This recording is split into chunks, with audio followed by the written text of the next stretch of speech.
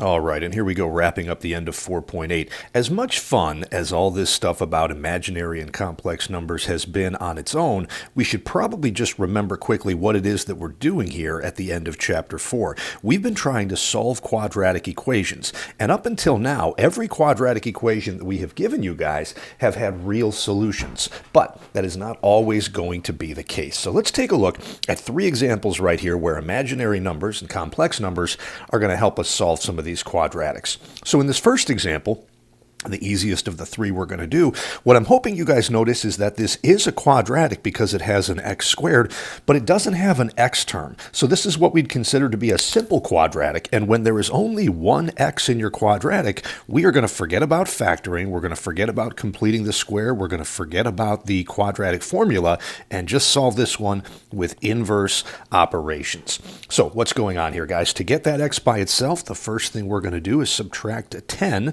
from both sides of that equation. And that'll leave us with a 3x squared is equal to negative 17 minus 10 is a negative 27. Next thing we're going to get rid of is the 3, which was being multiplied, so we'll divide it out on both sides and get x squared is equal to negative 27 divided by 3 gets you negative 9. And if you stopped and just took a little moment of pause right here to think about where we're at, you're going to see that there's a bit of a problem. What we're now going to do to get x by itself is undo the square with a square root. But we're now, for the first time this chapter in solving a quadratic, taking the square root of a negative number.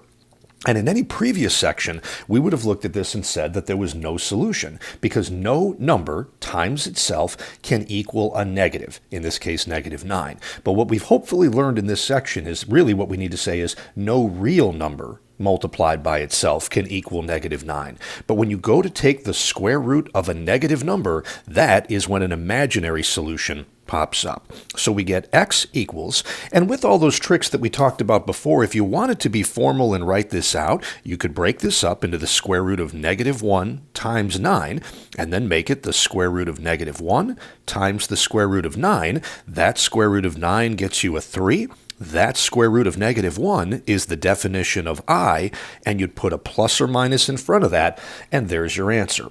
However, you can be a little bit more direct here, guys. Once you get the hang of this, none of this is really necessary, certainly correct, but anytime you're taking the square root of a number, if that number's negative, just ignore the negative for the time being. Square root of 9 is 3, and then just stick an I at the end. And of course, plus or minus there because every number other than 0, including negative numbers, has 2 square roots, a positive and a negative 3i. Okay, so that's how you would use an imaginary number here to solve a quadratic equation that doesn't have any real solutions. Let's take a look at a second example here. X squared minus 16x plus 89 is equal to 0.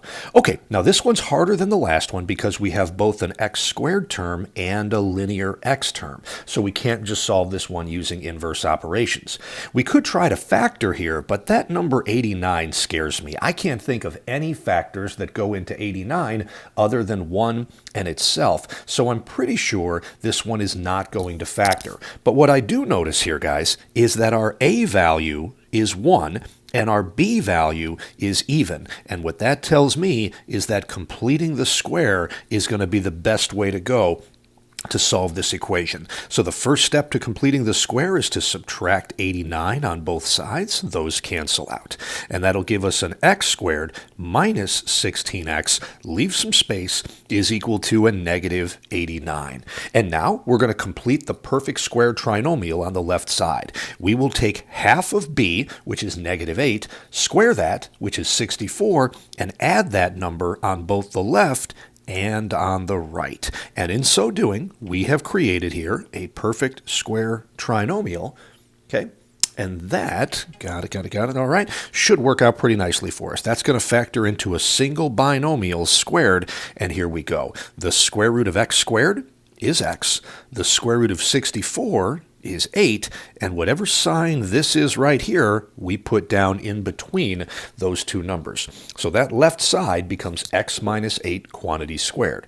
Now here on the right side is where things start to get interesting. Negative 89 plus 64 Use your calculator if you need to, guys, but because those two numbers are different signs, we're going to subtract them, and we're going to end up with a negative 25 right there when we combine those. So for the first time this chapter, we've done a completing the square problem where the right side ends up negative. But hopefully now we know not to panic when we see that. So now we're going to take the square root of the left and the square root of the right. And on the left side, the square and the square root cancel, and we just get x minus 8 is equal to, the square root of a negative number. Well, ignore the negative for the time being. The square root of 25 is just 5, but because it was negative, we just stick an I at the end of that.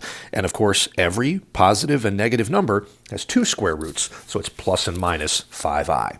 Last thing we need to do then, everybody, is add the 8 on both sides.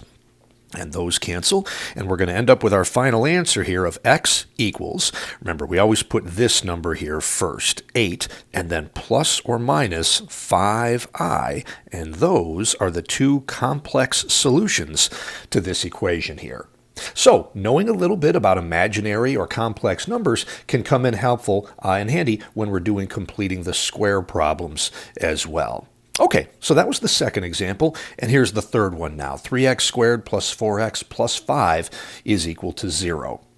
Well, with small numbers right there, I would probably think about factoring this one, but a little trick that I told you guys in the last section is that you can use your discriminant real quickly here to figure out if this thing is even worth thinking about for factoring or not. The discriminant is b squared minus 4ac. So our b value is 4, that squared is 16, minus 4 times an a value of 3 and a c value of 5. So that's going to be 16 minus 4 times 3 is 12, 12 times 5 is 60, and we end up with a negative 44 for the value of your discriminant. Now right there, if your discriminant is negative, that tells me that we are going to end up here with two imaginary solutions. And if your solutions are imaginary, you're not going to be able to obtain them by factoring. So that tells me don't even bother thinking about factoring. Completing the square would be a horrible idea on this problem because of that 3 right there. And unless these numbers here, b and c, were divisible by 3 evenly, I'm not going to try dividing the 3 out. That would be awful. So in a case like this, guys, using the quadratic formula is going to be the way to go. So just in case we've forgotten, let's write it out one more time here. X is equal to, big scary formula, but not that bad once you get into it. The opposite of b plus or minus the square root of b squared minus 4ac all over 2a. So let's fill in what we know here, guys. X is equal to, and here we go. B is 4, so the opposite of b is going to be a negative 4, plus or minus the square root of, and now you guys might enjoy something that's about to happen. The b squared minus 4ac, the stuff that goes underneath the radical or the radicand, we've already done all that work right here. That was the discriminant that we found, so this number of negative 44 can just go right there underneath the radical because we already did that work, and there's no point in doing it again. And down on the bottom, guys, 2 times a, let's go ahead and do that. Our a value is 3, so 2 times that 3 is going to get us a 6 on the bottom. Now, in certain cases, you'd be done right here. But in this problem, I think there's a little bit more work to do. That 44 right there can be split up into 4 times 11, and the 4 is a perfect square. Its square root can be brought out in front. And of course, we have that negative here as well, and there's something we can do there also. So we're actually just about done here, guys. We get x equals, we have a negative 4, plus or minus, and now here we go. The square root of this 4 is a 2 we bring out in front. Because this number was negative, there's an I that we bring out in front, and the 11 gets stuck under the radical, and there's nothing else you can do with it. So that square root of negative 44 simplifies into 2i times the square root of 11. All over a 6. And as we talked about a couple times in our 4.7 notes, you now need to look at this number, and this number right here. And if it is possible to divide a single number out from all 3 of those numbers then, Okay, we have to go ahead and do that. And in this case, again, a 2 comes out of all of those. So we're going to run with that. X equals, and dividing by 2 now, we are going to have a negative 2 plus or minus. The 2 divides by 2 to just make a 1, and we don't need to write that. So it'll just be I times the square root of 11.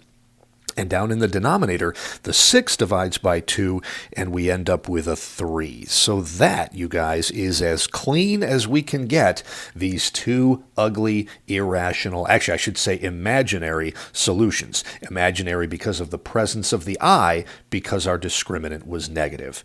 So those last 3 examples in this video here hopefully show you how we can use these imaginary numbers to solve quadratic equations by different methods. It worked in our first example just by doing inverse operations when we only had one x in the equation. It worked in the second equation by completing the square because a was 1 and b was even. And it worked in our third example, the quadratic formula, which I did because right there I saw that we came up with imaginary solutions using my discriminant, so factoring wasn't going to work, and completing the square would have been a bad idea since a was not 1. So there you go, guys. That is a wrap on 4.8, everything there that we've got to talk about with imaginary and complex numbers. Good luck.